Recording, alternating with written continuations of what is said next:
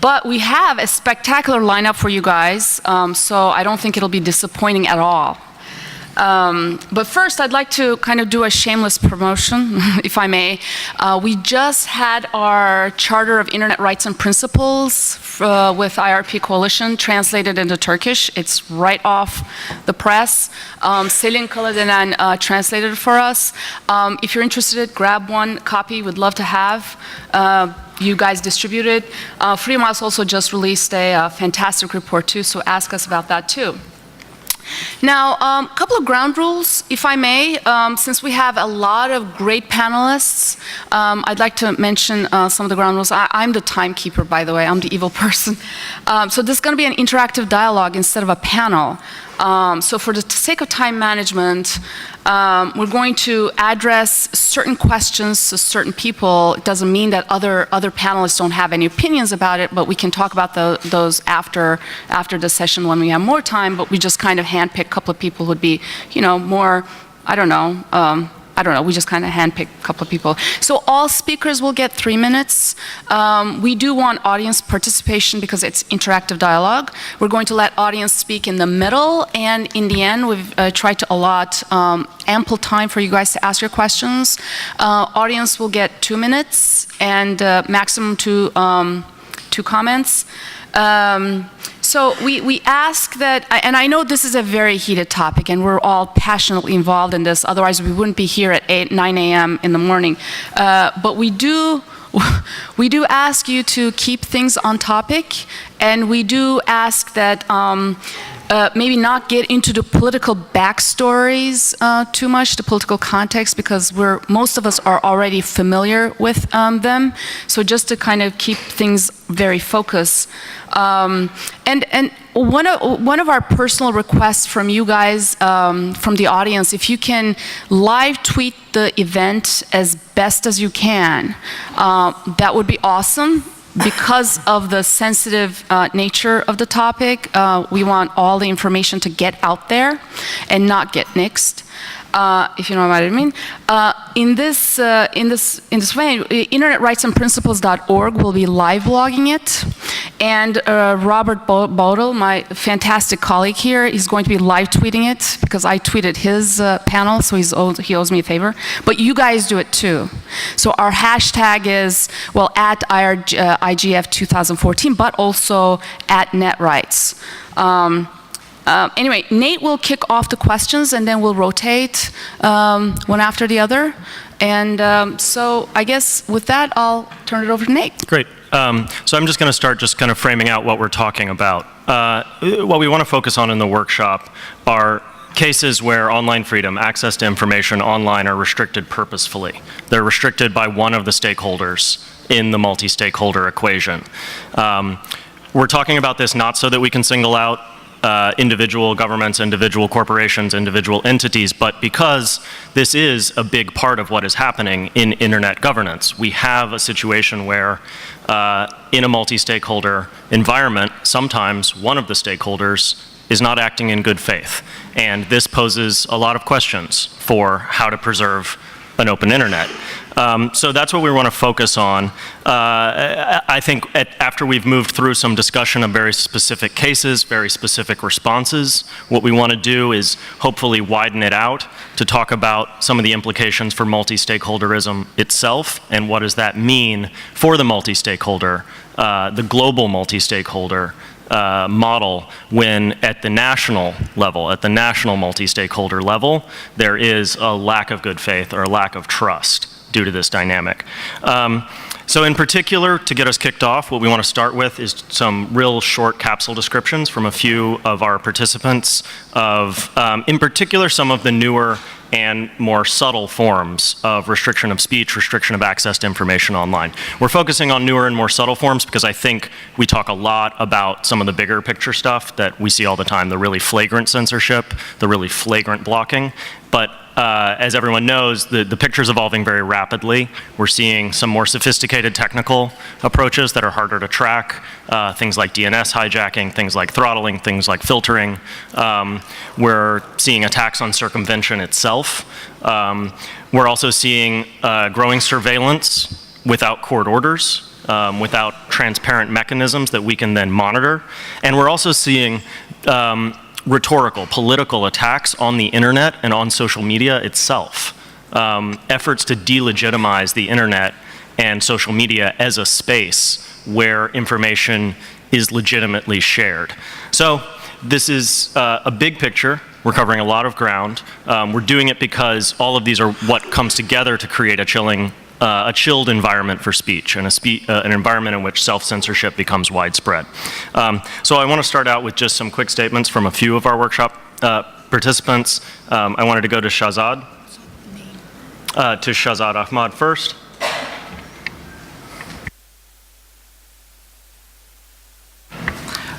Thank you, Nate.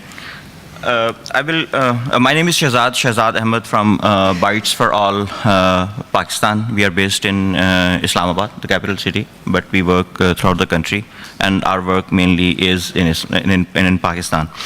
I would mention three issues just to start with this discussion. We have recently published Pakistan's first ever hate speech study. It was launched on 7th June, and we wanted to understand, exactly what new forms of, censorship and surveillance are in place, and what are the issues around it. So it actually gave us really alarming results, and it outlines that how many groups and how different people are being targeted in cyberspace. And this study is online at bytesforall.pk. You can look at it whenever you get a bit of time.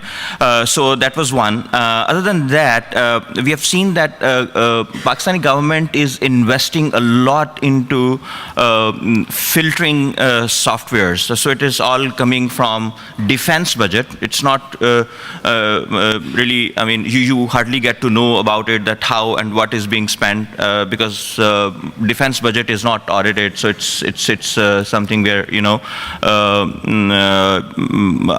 they can spend as much money they want. So that is one thing. NetSweeper, for example, there are other filtering softwares as well which are being employed right now. NetSweeper was, we know only because it was discovered through a research and field research by Citizen Lab and Bytes for All, because we had a network of field monitors throughout the country, and we could assess it. Other than that, the impunity is being strengthened using different laws. Impunity around these censorship actions that government is deploying.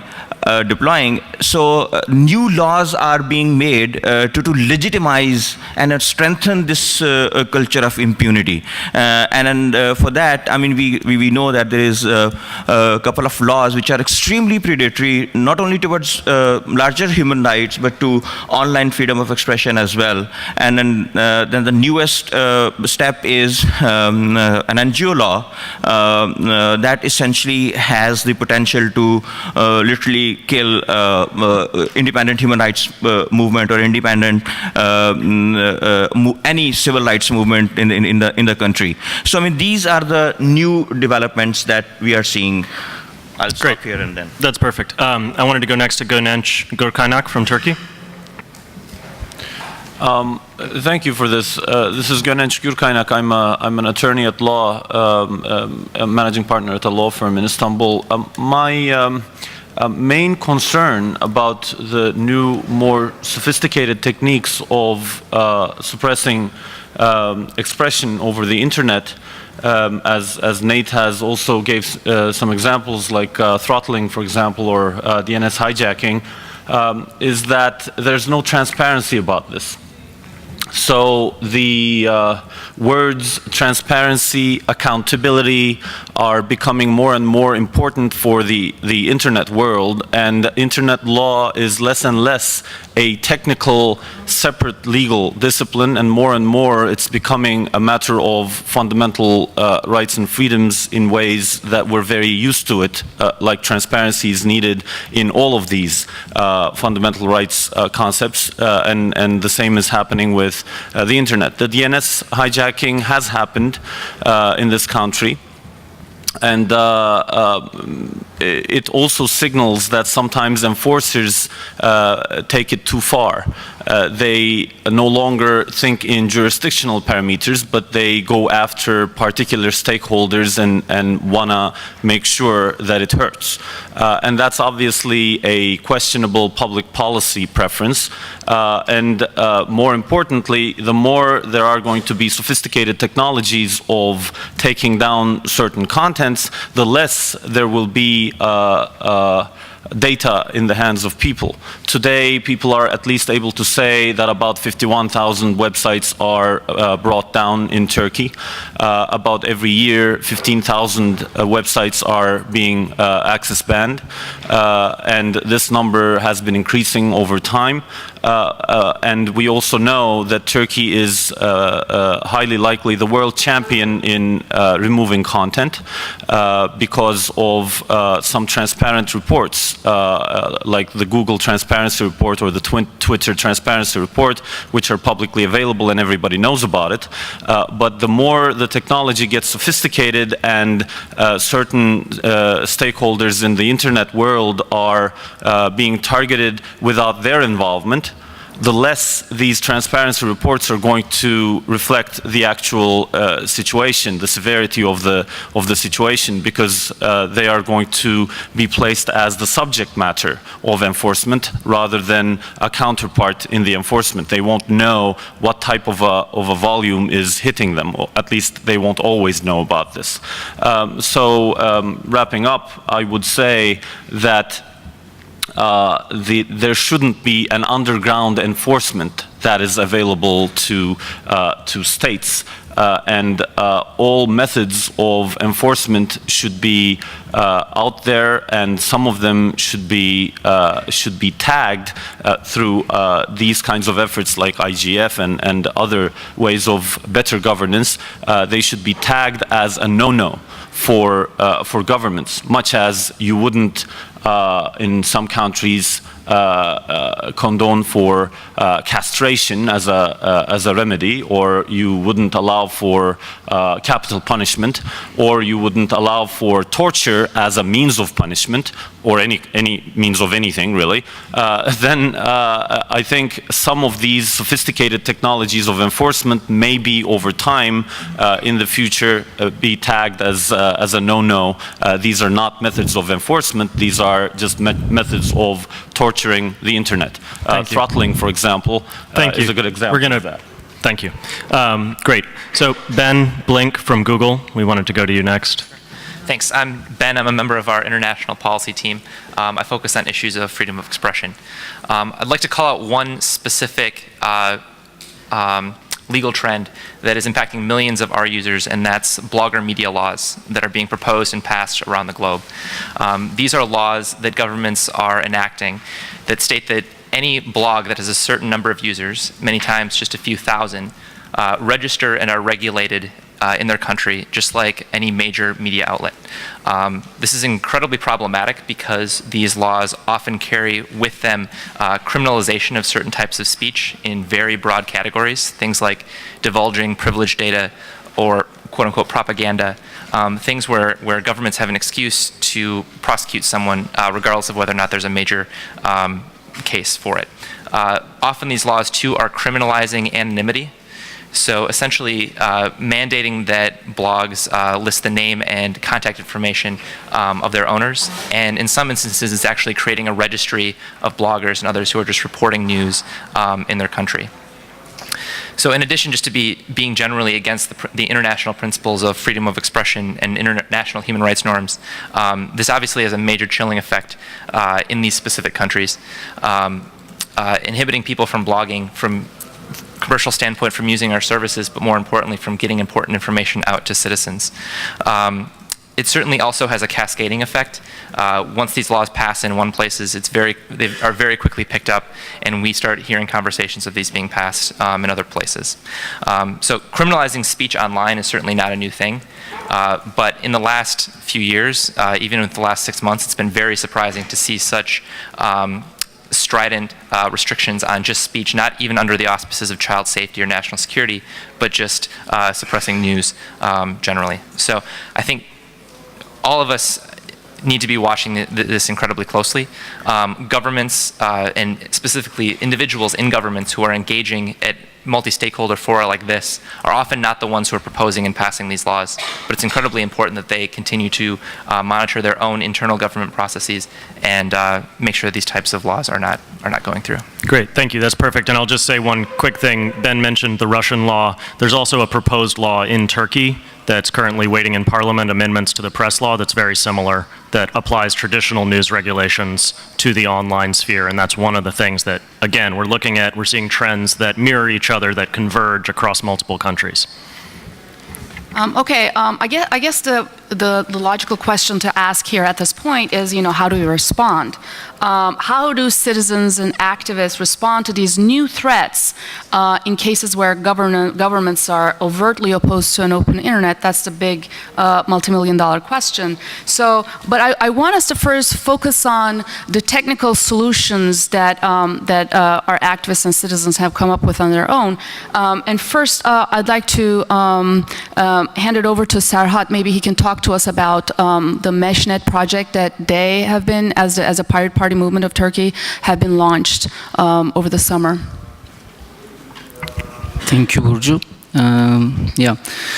As a result of all of these digital surveillance and then the recent change in Turkish Internet Code 5651, we of course applied for our legal rights to the High Court, and then as a technical solution, we thought that we need the internet is not bound with private sector or the government, and we researched on it.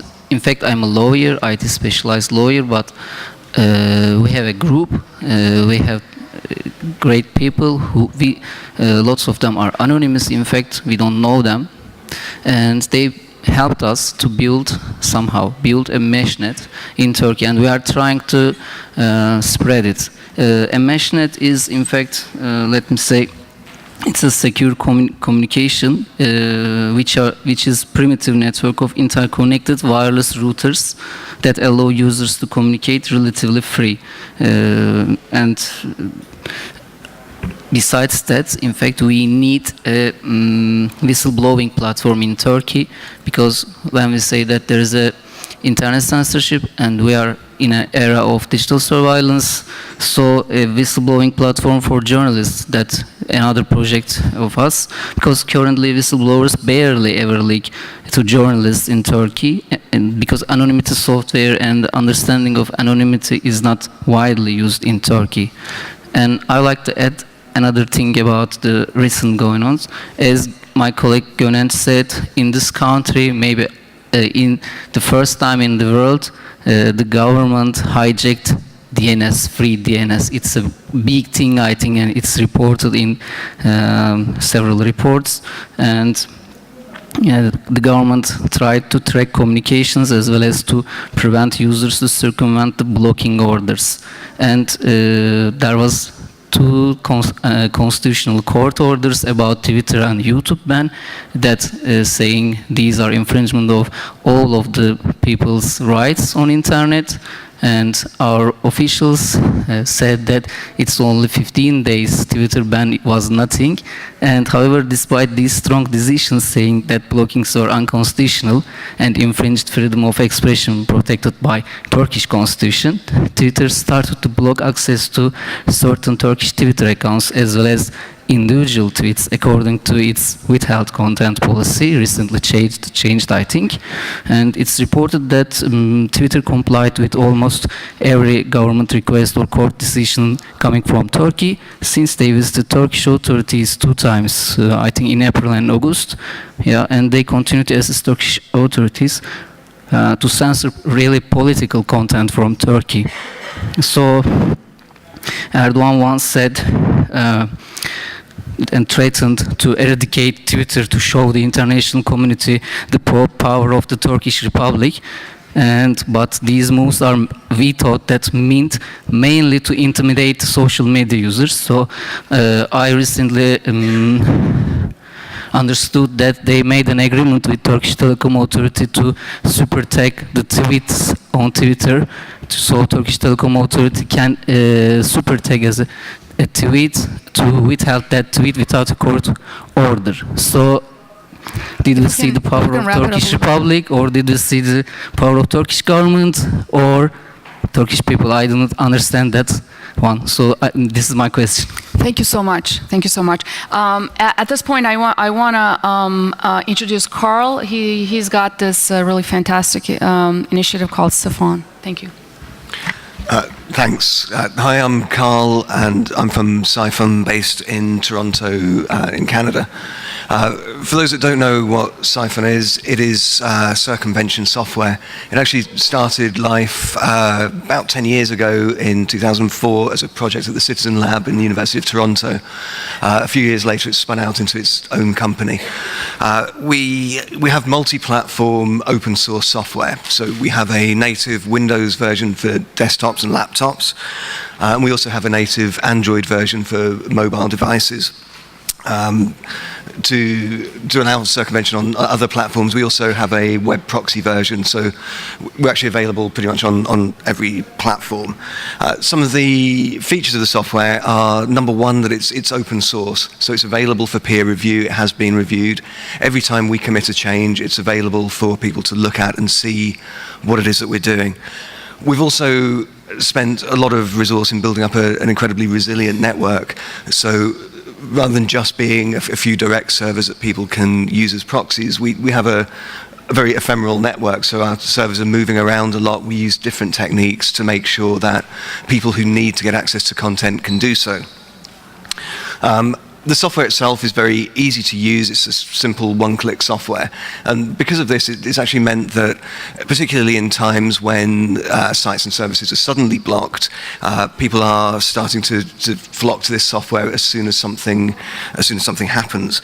Our distribution model is that we go through a number of different places. So we have arrangements with some major broadcasters, international broadcasters, like Radio Free Europe, Deutsche Welle, BBC, and so on, and they distribute our software so that their audience or their potential audience can see their sites.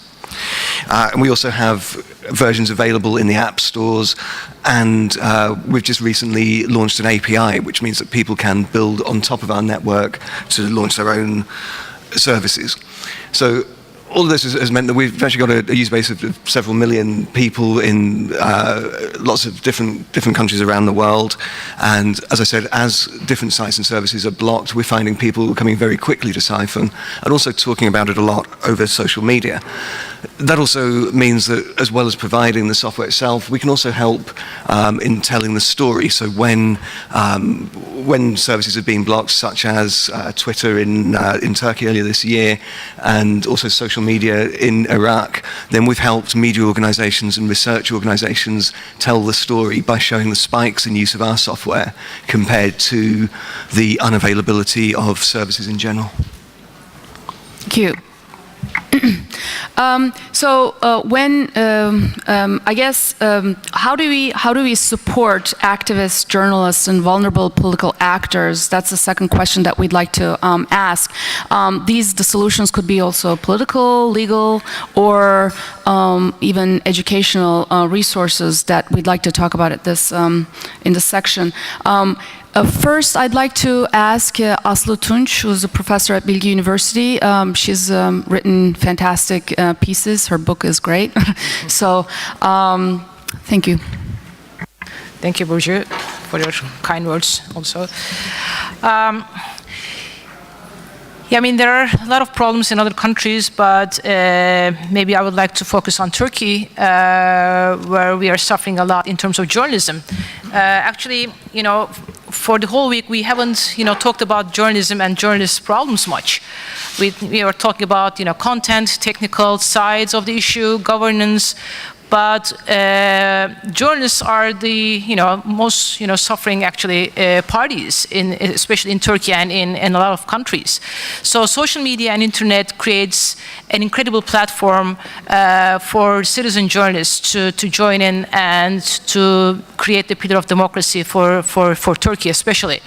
So of course, the governments, and especially Turkish government, is very aware of this, power of social media. So, I mean, there are a lot of course, short-term and long-term plans that can be done. Short-term plans, of course, can be to master, of tools in terms of citizen journalists. So we have talked about applications, a lot of softwares that can be taught to a lot of young people, because Turkey is a very vibrant society and a lot of young people are very digital native in terms of social media. But in the long run, of course, we have to create such an environment that, the internet is indispensable for using, journalistic purposes, with training, of course, with education, because I'm a university professor, so I believe in long-term training sessions to spread the news to, especially Anatolia, to a lot of, underprivileged groups. But of course, news content is important, and we have to create a solid, journalistic sphere, because mass media, I mean, traditional media is so dysfunctional in this country. So we are relying on so much on social media's power to spread the news and to get the citizens informed. So that's, what we should fight for the future, I guess. Thank you. From here, I'd like to maybe inquire how this has been handled in other places like Pakistan. I want to return to Shahzad. His organization, Bytes for All, had just released a really fantastic report on hate speech. Thank you. So we are doing in Pakistan. We are doing 2-3 different things. Foremost important is research. So we do conduct research to build evidence. So evidence is extremely important for our advocacy campaigns. But we have been using this research for public interest litigation. So we realized that public interest litigation and then taking these violations to the court of law is one way that we can try to deal with it. So we have 3 cases against government of Pakistan in different courts in the country. Our first case, which is a lot, it is published about in international media as well a lot. It's a net freedom case, YouTube case, you may say. The issues are much more wider than YouTube ban. YouTube is banned for about 2 years now in the country. But I mean, it also is about other censorship issues and privacy issues. So this case is going on. We have had 20 hearings in Lahore High Court, and the case has now been referred to Supreme Court, and we are going to start proceedings on that in about 2 weeks' time. So this is one case. The other case is about digital surveillance, and where we are trying to understand and find out what kind of digital surveillance mechanisms government is deploying in Pakistan, and how it is targeting human rights or citizens. And then this public interest litigation was the result of a research by Citizen Lab that they published in 2013, April 2013, when they discovered Finfisher on Pakistani cyberspace. The third case that we have is that we have challenged one of the law, which is extremely predated. It's called Fair Trial Act 2013. So we have challenged that law as well in Pakistani courts. So these are the 3 main cases that we are fighting. And taking this forward, and then we have a public campaign. It's called Access is My Right campaign. And this is the campaign. You can look at it, accessismyright.pk. It is a visual-based campaign where we want to engage with common citizens masses and then bring them into this discussion as well, and the larger human rights movement also. But another aspect of it is our UN advocacy. So our very important and very successful intervention at the UN Human Rights Council was our UPR that we did with Freedom House and APC for the Pakistan's UPR and in 2012. So taking from that, I mean, we have been actively trying to follow up on Pakistan's UPR process, because it is now part of the report for Pakistan. And then we are actively following up with EU human rights mechanisms as well.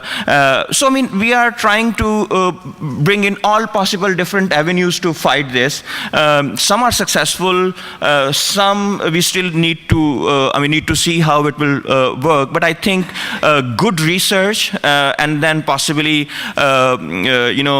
good public interest litigation, and particularly I would mention that there are specialized organizations out there who are out there to help activists and human rights movement on all these different aspects. And I will name Media Legal Defense Initiative, for example. They can help you develop such kind of litigation. So I mean, all these different aspects are important and useful, and then we are trying to employ them in our campaigns.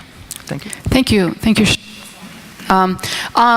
Actually, he ended up in a really good segue note about raising awareness. I'd like to develop that further, because IRPC Coalition has been really, really active about the raising awareness. We've drafted, for the last 5 years, we've drafted the Charter of Internet Rights and Principles, and we just launched the Turkish translation. So now I'd like to return to Selin Kaladelen, who worked really hard to make this happen. Selin? Yeah. Okay. Thanks, Burcu. Okay. Yeah. Hello. Good morning, everyone. I'm Selin, and I'm a lawyer in Turkey, and I took part of the translation of this charter into Turkish. And I thank Marianne on my left side, Robert, Burcu, and Freedom House for collaboration. It was a really nice work, and I was the member in the final, but I mean, it was a tough work, and we managed well, I guess. So I mean, first of all, I'd like to share my experience regarding this process, the translation process, not as a translator, but as a law practitioner. So I think this charter will fill a gap for human rights on the internet, and it's some kind of sort of a translation of human rights into internet environment, and I think it's really important. But I mean, I'm going to keep it short, actually, my speech, and I would like to share some questions in the end. But I mean, for instance, Burcu talked about raising the awareness, and I think it's an important issue, because, for example, after issuance and introduction of this charter, there is a big burden. I mean, there will be a big burden on the government, on the civil communities, in respect of raising the awareness and education. So, and as I had talked about, I just skipped to a Turkey case. We have a law, maybe you are aware of, like 5651, and which has a really long name.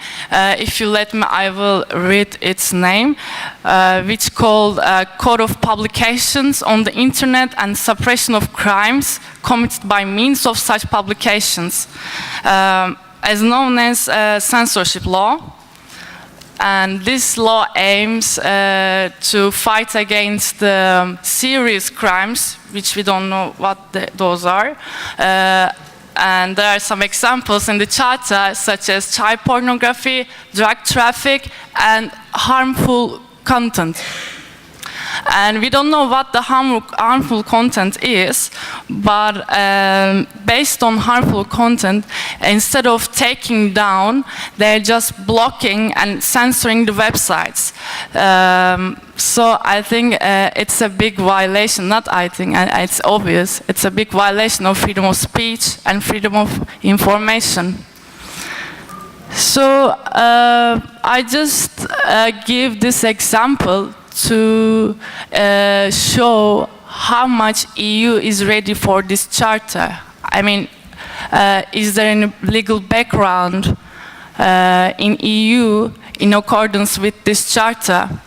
For instance, is UK or France ready to implement and harmonize this charter in the existence of Digital Economy Act or Hadopi law? Or is this charter or similar legislations are business friendly? Because I think there will be a lot of problems in the business sector in order to understand and apply into practice. Thank you. Thank you, Selin. I'd like to now ask Serdin Bakhtin, who's sitting over there, what would Turkish activists need to make the internet a democratic environment? Thank you. In Turkish, I'm going to talk about Turkey, but this applies to many different countries as well. So internet and new technology, new media technologies turned out to be a very important tool for civil society and NGOs, and they are utilizing everything available in order to organize, campaign, and fundraise. And this turned out to be, both for civil society and citizens in general, a clear demand for participation in decision-making processes. And this demand is one of the main reasons why many governments are trying to control, censor, and suppress internet communications. In that regard, I can answer this question in 3 levels. On a national level, governments, I think, should acknowledge this demand. This is not going away, and try to find ways and means in order to respond to this demand for participation. On an international level, we can work on a global consensus of this participation, how to deal with it, and how to convene it. And on a third level, internet and technology, civil society and NGOs need better tools to use data, raise issues, and make demands. And like Shahzad said, the most important thing for campaigning is evidence and reports. And if there are better tools to pull that data and implement it into reports and evidence for proving demands and the need for them, that would be very good for the civil society communications and demands in participation. Thank you. At this point, I think we'd like to open up the session for a brief series of questions from the audience, because we've talked about a lot of issues at this point. I think this is a good taking a break moment. Yeah. I'm going to take the privilege, though, of asking a first one. So think about your question for 1 minute. There's been this discussion, this is part of the thing that's running an undercurrent through this whole week, about the role that technological fixes play, especially regarding censorship. And there is certainly a line of thinking about circumvention that and about censorship and the problem of censorship and surveillance that we are now seeing so widespread, that essentially what we're going to we have to do is just find technical fixes. And if we can get enough technical fixes, we're going to solve it. And Carl, we were talking about this a little yesterday. You had some really interesting things to say. So I wanted to turn that to you, and then we'll go to the audience immediately. Sure, thanks, Nate.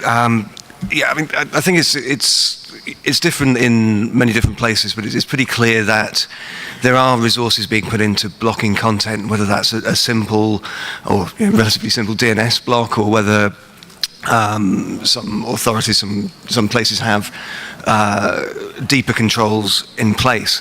And one of the things that we were talking about yesterday was, is this just an arms race? Do we have to build something up and then see what happens to it? And realistically, in a way, that's right. So, as an organisation that provides a circumvention tool, we need to try and keep ahead of what's happening, try and keep ahead of what people are doing. The big issue is that, of course, they have the upper hand to a large degree because they know what they're going to do next, and we don't. So we develop software and we devote a lot of resources to trying to keep ahead, trying to, in a way, guess what's coming next. And sometimes, we can fix things pretty much immediately when the game changes. Other times, it takes a lot of effort to do. And I guess that the big problem for us is we can really only do what we have the funding, what we have the resources to do. We've got the ability to react when something happens, but what's become increasingly obvious is that we need to be more than that, just one step ahead. We need to try and develop solutions that can, in some ways, predict what is the next level of blocking, what is the next thing that's going to happen. And that, I guess, is where the difficulty comes in. We've got a great team that can run circumvention software, and that can be ready for what happens next. What I'd really like to do is to be in a position where we can take a more sort of studied look at what is going to happen next, what are the capabilities that people have for blocking content, and look for ways that we can be prepared for the next generation of blocking and censorship. Great, thank you. We'll take a couple questions from the audience. Anyone have things to say, things to contribute? Yep, all the way in the back. If you'd identify yourself just by name and location or affiliation. Yeah, just step up to one of the table mics. Actually, it's to follow up on the statement just now. One of the things that we found out in Malaysia when we were facing heavy blocks was that the over-reliance on internet technologies by activists. Could you speak to the microphone, please? Yeah. Thanks. We found in Malaysia when we were facing heavy DDoS attacks of online sites and also the accounts of what we say authoritative human rights organizations, was an over-reliance on internet technologies. And we were, just as the previous speaker was saying, that we were not prepared for the next steps and measures. So what I would like to ask is that if we're not prepared for this, should we also consider other alternative communications technologies, such as radio or mesh networks, should the government take the internet down in the last case scenario? Thank you. That's great. Yeah. Okay, so one of the things that we found, obviously, in running this software, is that we can deal with a lot of things, but as you're right to point out, not when the whole internet is cut off. So I think that circumvention is part of a toolkit that people can have. There are other ways of getting information between people, of talking. As you point out, mesh networks, while they're relatively new, could have quite an important role to play there, as can more traditional forms of broadcasts. And we work very closely with broadcasters and with other organizations to try and provide a part of the service. Great, thank you. Is there another comment, another question? Yeah, Sir Hut, please. Thank you. I would like to add that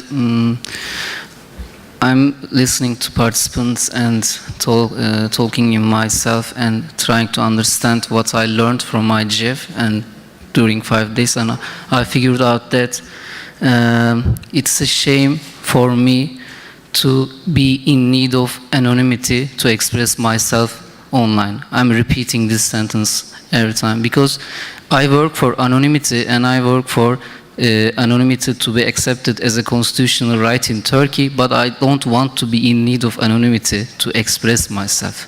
It's a shame that I think. And about these VPNs, proxies, and other software fighting for surpassing censorship and privacy tools, we cannot trust them because there are lots of tools and new ones coming. Last one and everybody asking us about them. For example, Lantern. They always ask us that, is it trustable? Should we install it or not? So nobody trusts those tools anymore because we know or suspect that the governments are spreading them or something like that. So the people doesn't know the things going on in the background. Those software doesn't want to use those tools, or they use any tool and they can use the wrong ones, and things can go really wrong. Not the governments and the other organizations can track their information. Yeah. Thank you. I think Carl wanted to say. Yep. So you have some very good points there, and one of the features I mentioned of Siphon, and one thing that I think is really important, and not just for my software but for any software that you use in this area, is that it's open source, and that's really a very, very key thing. You know, we've made sure throughout the history of Siphon that it's been open source from the beginning. As I think I mentioned earlier, every time we make a change and deploy it, the source code is there for people to look at, to study, and to make sure. And while, of course, you know, we're a piece of software that is available to a mass audience, is used by a mass audience, and I realize that not everybody is going to be reading code and checking it, but I think you can be assured that when it's open source, there are enough people that have looked at it, that have reviewed it, and have made sure that it is, you know, secure and doing what they say it is doing. So when you're looking for these tools, and I would say the same to anyone, anybody that's using any software like this, is to make sure that it's open source, and therefore, you know, you are at least one step on the way to having that trust verified. On this. Yeah, on this topic, briefly. Yeah, quickly. So in my opinion, digital surveillance is also very important. It's very like growing issue when it comes to freedom of expression or so in our opinion, censorship you can circumvent, but loss of privacy is permanent. So that is why it is important that, I mean, we use these tools to protect ourselves. So that is why, I mean, this importance of VPNs and importance of these tools. So I mean, just a quick comment. Great. Thank you. We had a question there in the back I saw. You. Yep. Please identify yourself. Thanks. I'm Walid Al-Sakaf. I happen to have been a victim of censorship. Yes, Walid Al-Sakaf. I am from Yemen, but based in Sweden. I happen to have been a victim of censorship and was contemplating the same ideas of trust when I started in 2008. But what I realized is that the internet is so wonderful and so open that you no longer need to rely on others to begin circumventing censorship. So the idea behind it is that if you really are eager to build or develop your own methods of censorship, it's not that difficult. It's a matter of know-hows and understanding how protocols work. So I would imagine that if you were interested in understanding how to evade, you can simply install a VPN on your server, and that wouldn't take a half an hour or maybe 1 hour to finish. It's just a matter of understanding the know-hows and the trainings, and then you develop your own team to build your own tools. In the Middle East, where I come from, we had the same issue. So I decided to build my own tool, and it became successful. So it's not really a matter of trying to trust others or making sure that there is something that fits you, but you can develop something that only fits you and customized for you. So that's the point I wanted to raise. Great, that's an excellent point. I think Tanya, sorry, here. I'm sorry. Thank you. My name is Sadaf Khan, and I'm from Bytes for All, Pakistan as well. I just wanted to come back to the question of technological versus political solution with a very quick comment. Carl used the analogy of an arms race, and I think it's the perfect analogy to actually make my point. If you look today, the superpowers in the world have arms to bomb the whole world 10 times over, but that hasn't stopped the wars, and that hasn't stopped the violence. So in terms of technology, the states will always have more resources than civil society, technology companies fighting it over. And if we rely on these technological solutions, as important as they are, we are never really going to get ahead. It will always be a race when we are struggling to catch up. So we have to see these technological tech solutions as a tool of buying time to do a real policy advocacy, where the blocking of the content, the censorship, the curbs on freedom of expression are illegal, and the states can be held accountable for doing that instead of just finding ways to move around them. Thank you. That's a fantastic point. Thank you. Ganesh, and then we're going to move on to another topic. I'd like to really thank the previous speaker. Actually, she's taken half of my speech and done it in a more succinct and a graceful manner. I would definitely second what has been said. I'm not saying technical fixes are nothing, but they cannot be the end game.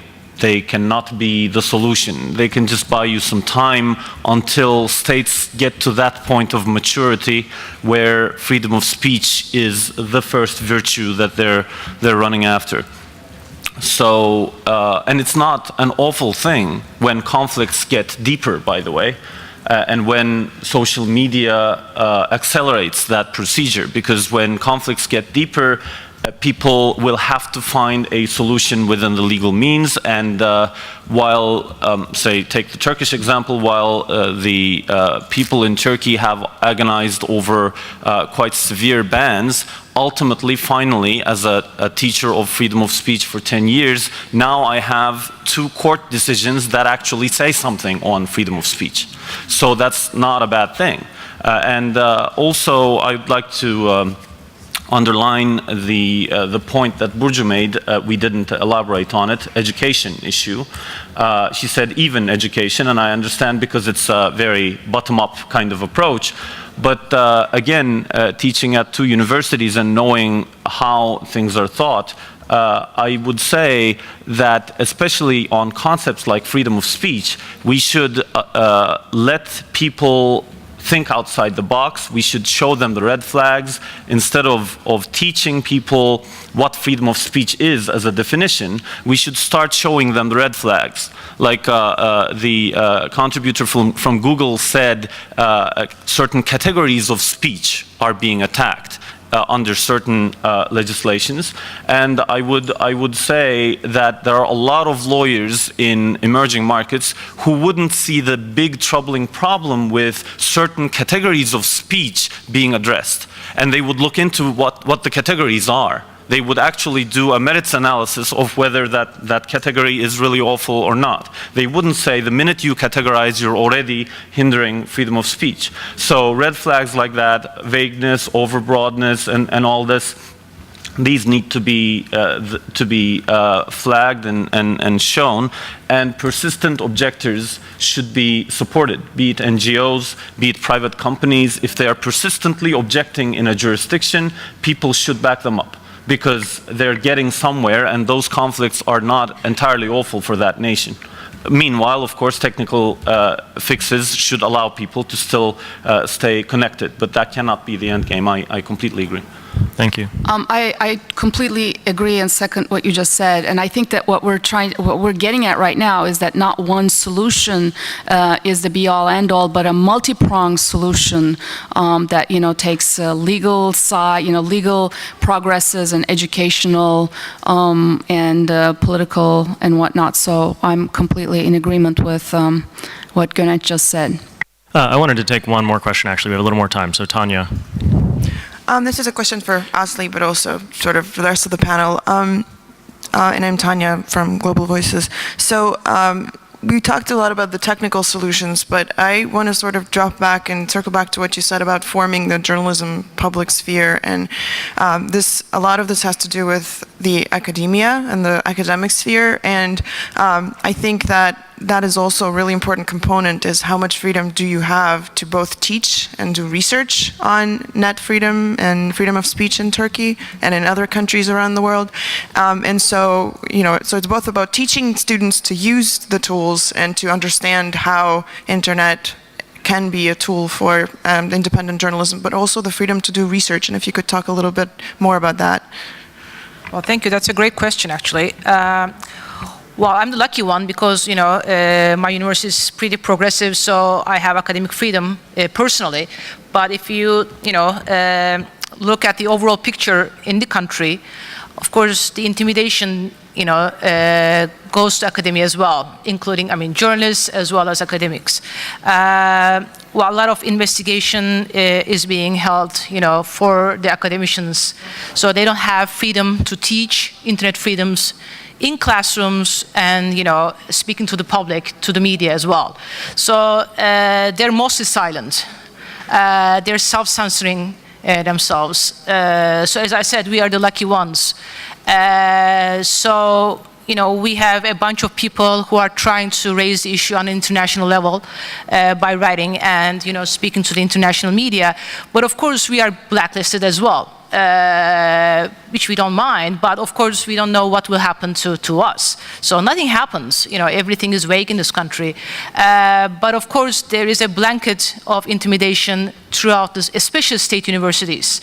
They're not allowed to speak or to be an activist online or offline. So it's a pretty tough environment for academicians as well, sadly. Okay, at this point, I'd like to widen the lens a little bit and ask, how should other stakeholders adapt and modify their support to address some of the threats and challenges that we've been discussing so far. When I'm saying that, I'd like to focus on what's coming up next, the next frontier, what we should be thinking about for the future, not what's going on right now. In a sense, how should the stakeholders collaborate to this end? I'd like to first ask Anna to speak to this. Thank you. So my name is Anna Kärrfolt from the Swedish Development Agency, SIDA. So as others, we're also a strong believer in the multidimensional approach of both supporting activists on the ground, but also working on a global level.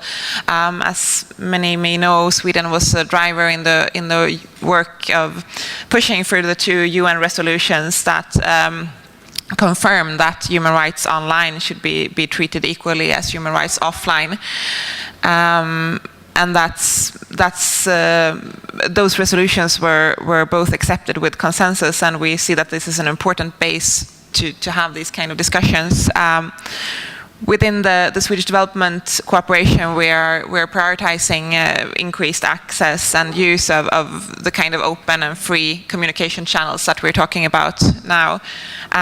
But also, as was mentioned by previous speakers, this battle of technology is like you said, I think it buys time, but we need the other things in place as well.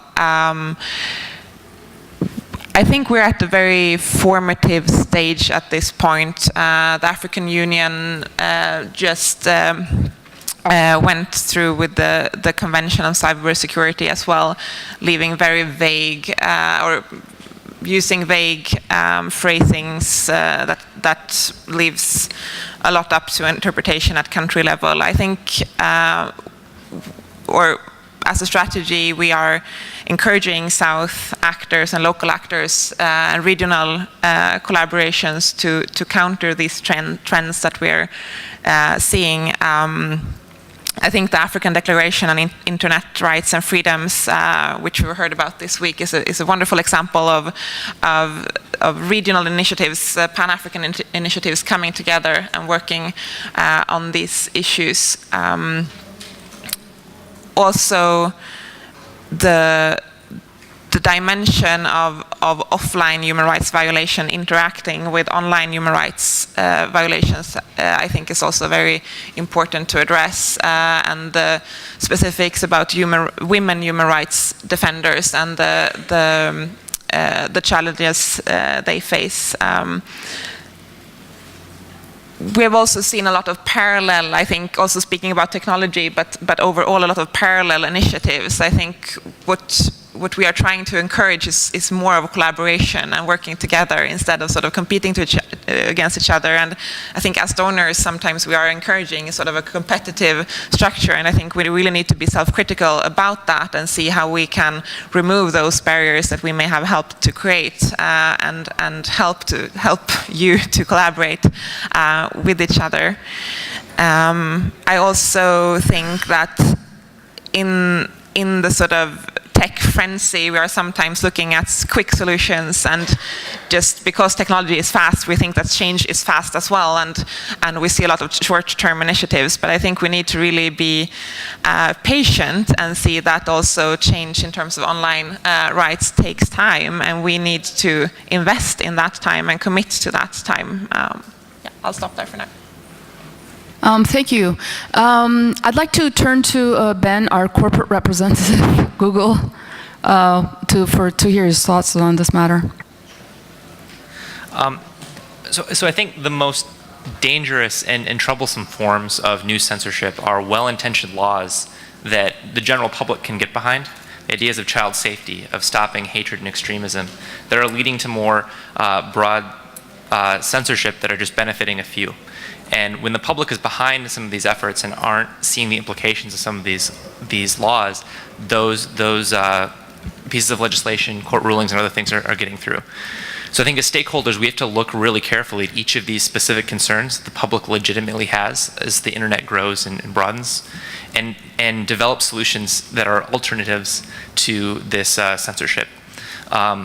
Specifically, hate and extremism is one I think about a lot and work on in my work.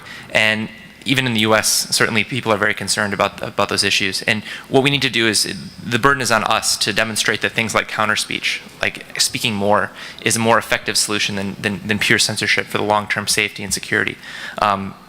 And things like the moral norms of a society, by companies developing things like warning interstitials in front of videos that can help people stay safe and stay informed around those things. We can develop alternative solutions beyond blunt force censorship and get the public on our side as we try and combat some of these censorship positions. Can I push you a little on that, Ben? Awesome. What is Google going to do about that? I mean, you're talking about stakeholders, you're talking about everyone in the room, but specifically, I mean, as Google, as the 10 billion pound gorilla on the internet, like, how do you approach that? How are you going to support? Certainly. So, I mean, the burden is on us in many of these instances as well. When people are demanding that YouTube videos are taken down and those types of things. So, from our perspective, we work with individual stakeholder groups in specific countries to help them build their capacity to speak out against certain things. So, for example, Muslim extremism in Great Britain is something that has led to many MPs there demanding that certain content be removed or certain categories of content being removed. So us, using our YouTube creator space in the UK or in LA, helping individuals who are very well positioned to speak to communities about extremism, to help them build the capacity so they can make videos to counteract some of these things. So if something's posted, you can speak out against it, as opposed to Google or a legal demand just cutting it off entirely. Whether it's with child safety, it's a matter of educating parents and educating students about how they can stay safe online. We do a number of initiatives, both in person, like public fora, and online, to help give them those tools to demonstrate that there are other ways to stay safe, and that you have controls and parental controls to stay safe online beyond demanding that certain broad categories of speech, pornography, or other things be banned online. So, I mean, we're always looking for new partnerships along those lines and looking for new ideas. We're being big, we're well positioned in a place to help, but we're always looking for those ideas. Thank you. I just want to kind of maybe second one what you said in the first part of the statement that you made. Some of these laws, legislations are passed to protect public good, and public always get behind it. The same thing, you've talked about mainly about censorship, but the same thing is true, especially true about surveillance, especially after 9/11. Some of the most outrageous surveillance legislation have passed in the States, and that kind of resulted from the latest NSA leaks and what it revealed. So with that, I'm going to hand it over to Nate. Okay. At this time, we wanted to step up one more level to talk a bit about this whole week. Since we're here on Friday morning, we're here at the end of the IGF in Turkey with a lot of Turkish folks, with a lot of people who are in Turkey for the first time. And in particular, we wanted to talk about what this what these new threats, what this kind of environment means for the multi-stakeholder model. What I hinted at the beginning, what I talked about a little at the beginning. What does multi-stakeholderism mean if you have stakeholders that are not acting in good faith? And how do we see the IGF process, perhaps other multi-stakeholder processes, moving forward out of this? I wanted to actually ask Anna if she could say a few words. I know I put it in a very controversial way, but I would like to hear some perspective about the multi-stakeholder process, about the IGF, and how it's going to continue to work as we see this solidifying, these trends solidifying in a very large number of countries, representing a very large number of internet users. Thank you, Nate, for that question. I think I will, being within the development agency, I think I will step away a bit from the politics. But I mean, multi-stakeholderism is what we do. That's what we are supporting. We are supporting stakeholders to be able to have a voice in these kind of processes. We are supporting participants coming to the events. We are supporting the preparatory evidence-based reports that are being produced. So I think by strengthening actors involved in the dialogue, that's multi-stakeholderism at practice. Okay, thank you. I also wanted to direct this question to Shahzad, if I could. Thank you.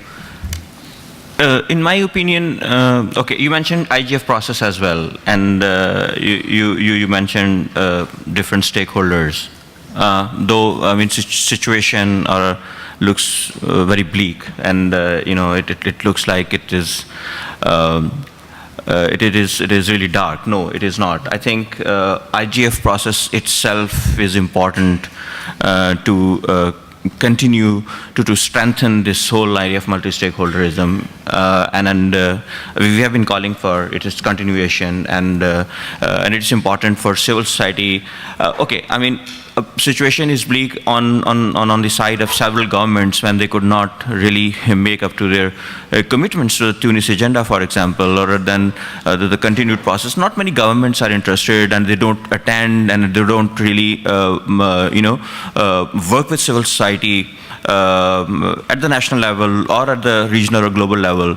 But still, I think we probably need to do a bit more effort and need to continue to interact with them, continue to make them accountable, continue to talk to them, as well as accountability. I mean, with different measures that we can do, and hopefully at some point in time we will get there. So hopes are high, and the IGF process is extremely important. It should continue, and this is where we can voice our concerns and voice our.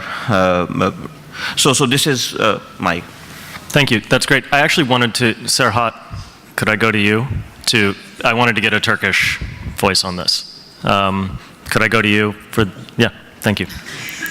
I was talking about that, in fact, and I feel that we are in an oxymoron situation. The country, I mean, the government seems democratic and it says it's advanced democracy and acts clearly like a dictatorship.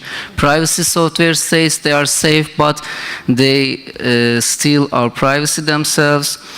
So as for the social media platforms, please do not forget they are companies. They are not fighters for freedom of speech. Maybe they say they are, but not. They want to profit from our online activity, so via their services.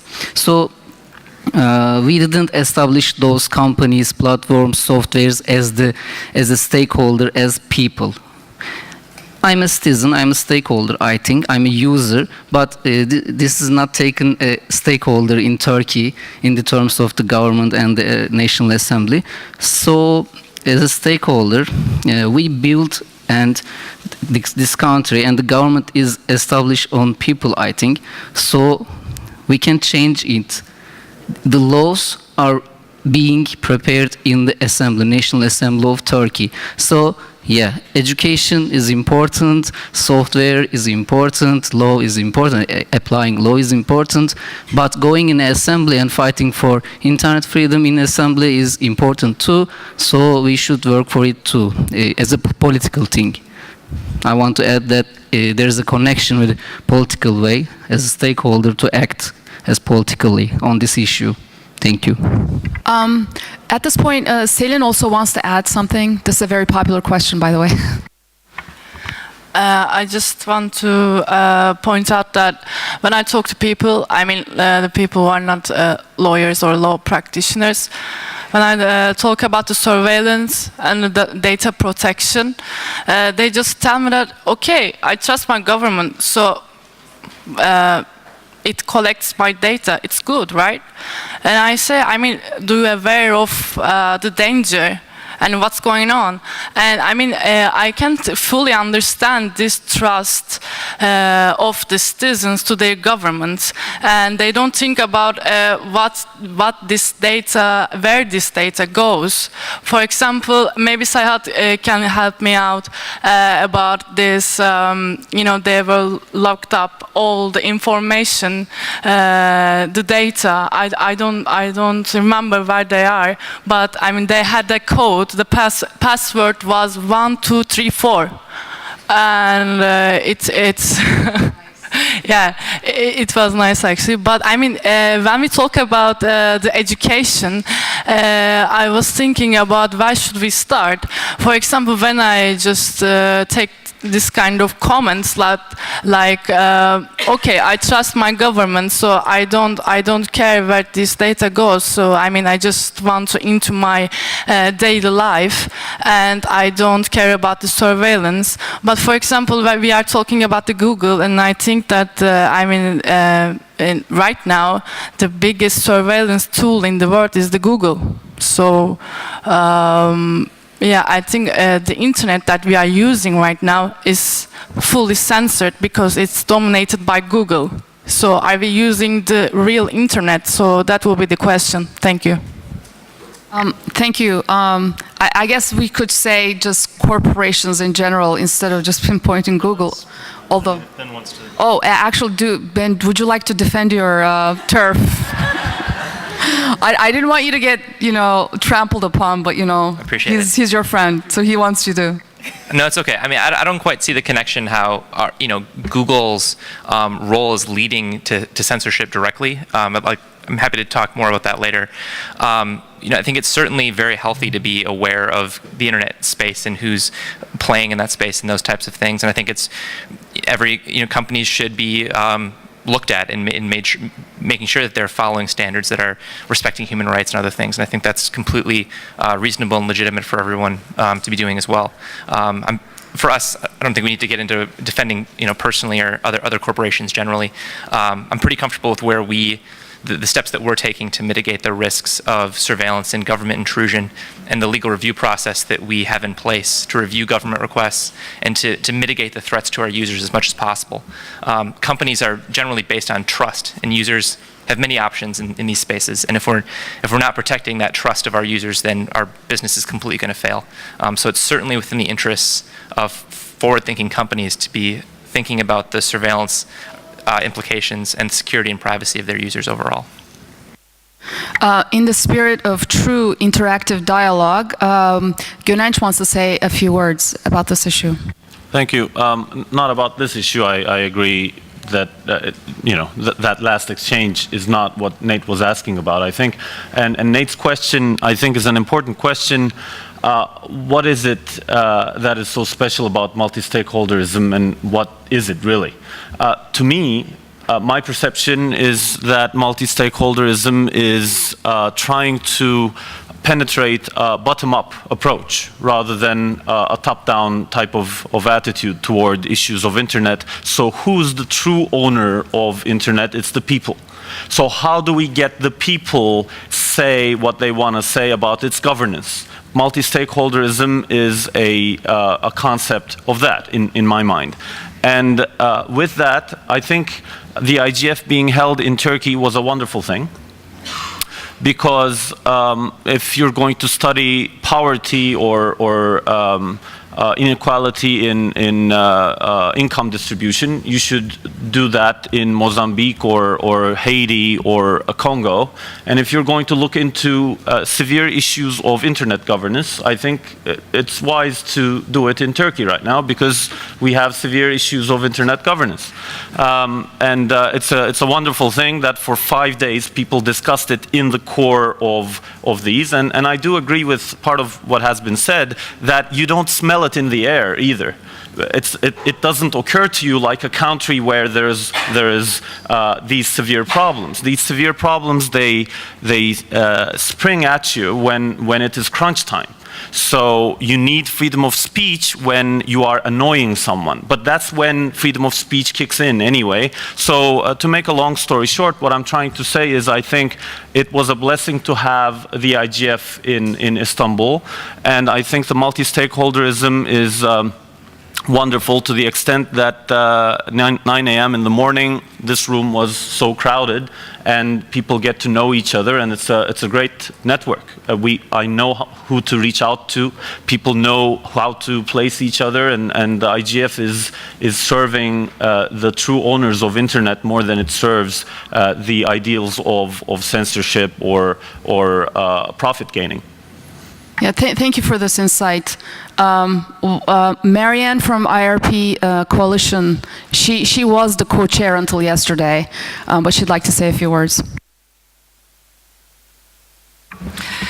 I'm just wanting to return to the idea about that even talking about basic human rights online and offline in a university classroom puts you in danger. And I think this is something that we need to take account of, that even down to primary school and high school, there must be a way in which you can actually socialize and sensitize young people to understanding what a right is without necessarily incurring the wrath of your watchers. So I'm concerned, one, that even those spaces are being invaded by forces that would wish conversations about rights to be curtailed. But I also want to emphasize the little stuff, the tiny everyday stuff that isn't something you can hang up as an output. Things like handing the Charter of Human Rights and Principles for the Internet in Turkish to my hotel boys at the front desk, and to have them actually arguing with each other about who gets the copy. Right? These little things, no, our names aren't attached to them. No, we can't get funders, we can't tell funders about this. But I think it's these little things that we often forget with these big high talks. So multi-stakeholderism is what you make of it. So as we're at high level, middle level, I think we need to I'd like to find ways how we can help people in schools and universities in Turkey and other places to bring forth these values and ideas in ways that get people to think differently. We're changing mindsets. It does not happen overnight. But in this case, do sweat the small stuff. Do sweat the small stuff. If you know the reference I'm making to that American book. Thank you. That's great. We do have time now for some more questions before we get to the wrap-up. So I wanted to, open up, audience. I'd seen a couple of hands passing through and haven't always gotten to them. So if you still have those inquiries, if you're still here, if you still have something that has sparked your thoughts, if there are people from Turkey who want to talk about what this has been like, any perspectives that you have about what's been happening this week, we'd love to hear it. Don't be shy. Yeah, Serdar. I could say a few words about IGF being in Turkey, but we not really being able to talk about Turkey. And that was something that we spent those 5 days very productively, but that was about mostly global issue. But since, as you said, Turkey is the case study, we could not really focus on the concrete examples that are actually taking place. Yeah, I'll go ahead and dive in on that. I think you have a forum, and this is maybe to sharpen the point, you've got a forum that's a multi-stakeholder forum where individual governments are allowed to promote themselves. Literally promote themselves, produce promotional materials and distribute them. But NGOs are not allowed to distribute reports and materials that present an alternative view on those governments or corporations. And I think that really calls into question what multi-stakeholderism is and how equal the stakeholders are. I do think that at the current stage of it, from my impression from this week, there are some stakeholders that are definitely more equal than others right now. And that's something that I'd like to see as the IGF goes forward. How are we going to make it so that it's more of a balanced approach? Arzu? A great point. Thank you, Nate, for saying this, because I come from Azerbaijan, where IGF was hosted 2 years ago, and things haven't really improved there. In fact, it's gone pretty backwards. So one thing I would really like to see leaving IGF this year is, we've been using the word accountability quite a few times at IGFs, and I think we really need to start taking this word seriously, because one thing is saying the word accountability, and the other is actually doing something about it. And I would really like to see the multi-stakeholders at the IGF to do something about accountability, especially holding governments like Turkey, like Azerbaijan, accountable to all the violations that are happening in those countries against the journalists, against bloggers, against activists who are using online platforms for their work. Thank you. Great. Questions, comments? Yeah, Onur.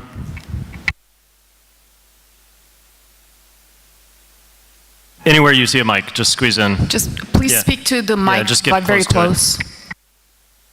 Hello, my name is Onur. I'm working for a multi-stakeholder digital news agency in Turkey. We have been trying to find a digital agency with 26 street journalism and independent journalism projects all over Turkey from different backgrounds, and we are struggling with the multi-stakeholder approach as well because it's new, and there are some points that I want to comment on. It's the one that, first of all, some countries and some parties of some parts of the countries are already a bit more equal than the others. For example, we have some parties in Diyarbakir. They don't have the 3G or Wi-Fi within Diyarbakir streets, so it's impossible for us to get some pictures or videos from the internet. And also we had experience for, let's say, Labor Day, 1st of May. We had done for 53 hours of live broadcast, but we didn't able to process them through the through live stream because the internet wasn't on. And we couldn't able to track that because the tracking mechanisms also work with the internet, and we didn't have the internet to track it as well. And also there's this other thing where I think the internet governance forum skipped right away. It's the thing that there is a technological gap. I have been training myself for the last 10 years about the internet and the tools and everything, and working as an activist. Before this, I was working for a big media corporation. I got fired during the Gezi protest, but then I take my expertise to the independent journalists and the street level.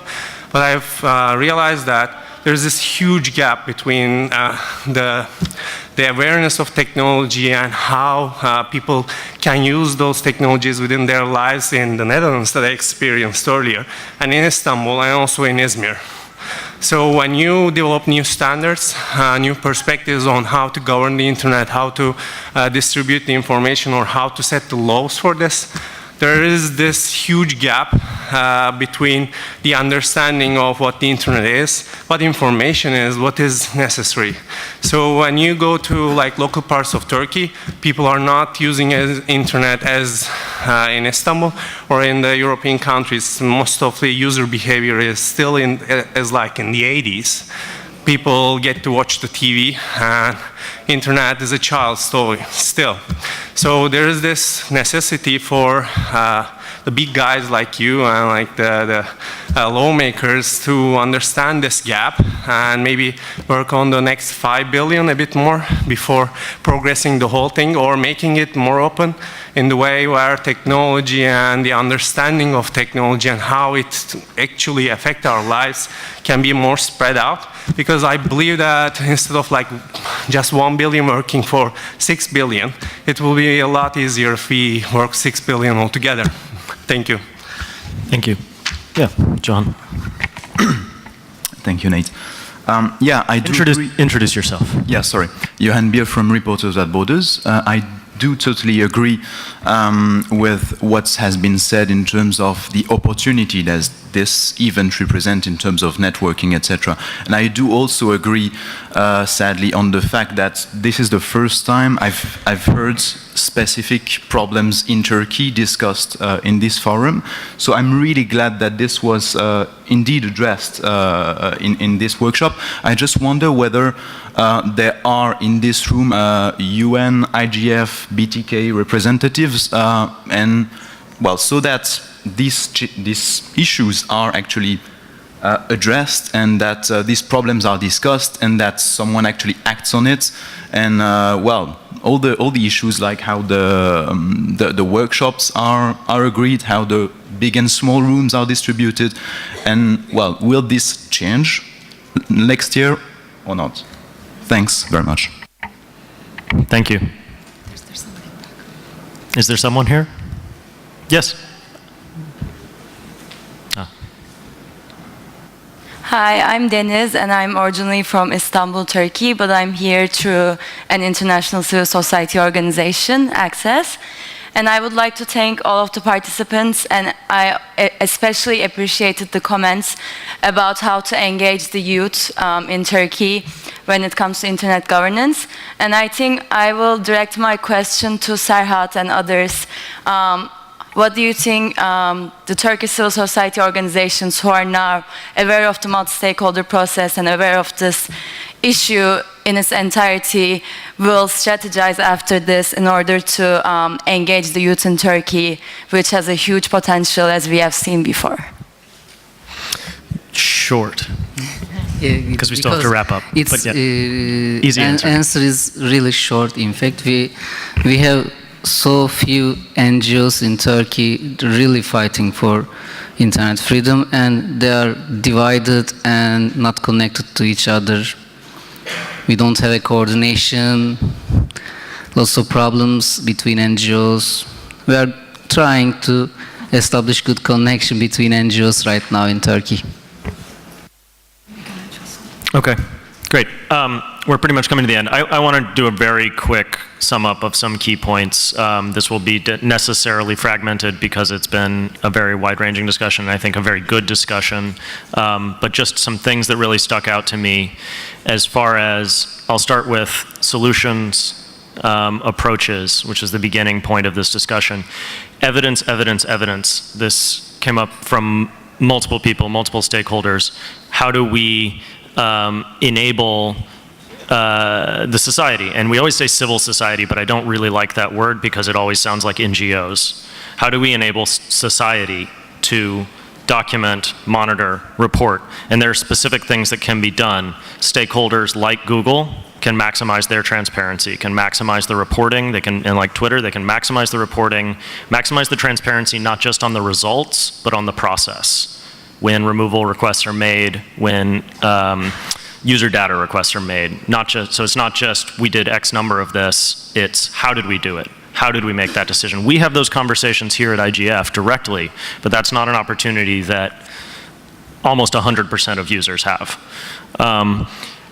Also, the transparency is also a mandate, I think, for creators of tools, like Carl was talking about open source and about being transparent about how the tools are created, about how the tools work, making it so that they're accessible, and making them so that they can be adapted in ways that we can maximize the evidence that we collect, that we can use to report on what's happening. It's also about developing capacity for how other stakeholders in civil society, use this data, and it's about access to the data itself. And this is something Serdar's talked a lot about this week. I think it's a really big issue that we want to push, is that there's a lot of information that's created on the internet that can be used really effectively for advocacy. But we need capacity in NGOs and in civil society and in researchers and advocates on how to access that data, how to use that data, and how to turn it into effective products for advocacy. Another point that I think was very helpful, that was very good in our discussion on technology, was about getting a step ahead. Acknowledging that the technological fixes are only buying time. I personally think that was a pretty good point, that we're only going to be buying time to try to develop the actual policy solutions, which are also political solutions, which are also solutions about, actual national governance. But they're still necessary, and the key is to try to get to where we're not just putting out fires and we're not just responding to the last one, but we're actually looking at kind of the way you would in a sporting event or in a game where the rules are somewhat set. There are a certain limited number of options that are available for the offense, and there's a certain limited number of options that are available for the defense, and the offense doesn't always win. If you can get to where you have enough resources and you can actually plan for the game. And last, on multi-stakeholderism, I will leave open, for the rest of the day, for the rest of the week, for the rest of the year, for the rest of our lives, what this has meant for Turkey. I encourage everyone to, talk to the Turks who are here, of course, but the Ungovernance Forum that's going on today. There's a great program, especially on citizen journalism this afternoon.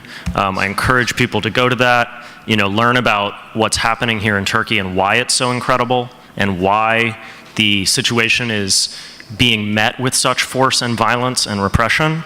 Learn about these specific people, meet these people. They're doing really amazing stuff.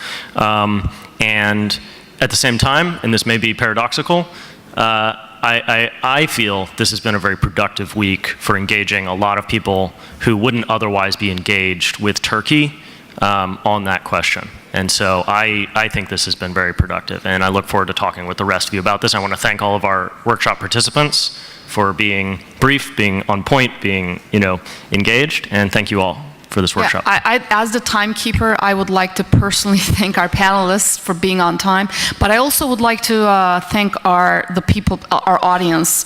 As I said, it's a 9 a.m. panel in the last day. We weren't very hopeful. We've been tweeting about it, but we were kind of like, anyway, thank you so much. Thank you, everyone.